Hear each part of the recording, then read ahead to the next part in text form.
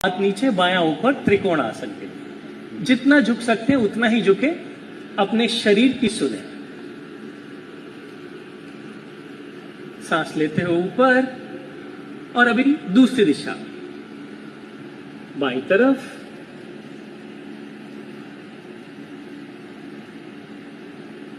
सांस चालू रहे और धीरे से ऊपर।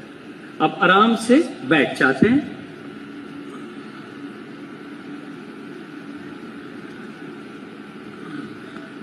पांव को, दोनों पांव को मिला लें, उंगलियों को पांव के नीचे और जितना एड़ियों को शरीर के पास लेकर आ सकते लेके जाएं। शरीर को सीधा रख लें, धड़ सीधा, छाती आगे। कुछ लंबी गहरी सांस लें इस पोजीशन में, भद्रासन में, और विश्राम।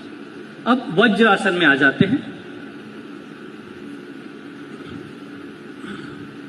वज्रासन में बैठे, जो बैठ सकते हैं वही बैठे, जिनको कोई घुटने का दिक्कत है वो ना आए, इस पे ना करें। और फिर धीरे से घुटने के ऊपर आ जाते हैं। जिनके घुटने में तकलीफ है वो ये ना करें। हाथों को पीठ पे रख लें और थोड़ा सा पीछे की ओर झुके।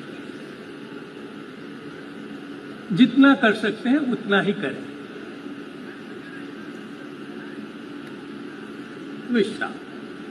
धीरे से नीचे आ जाएं।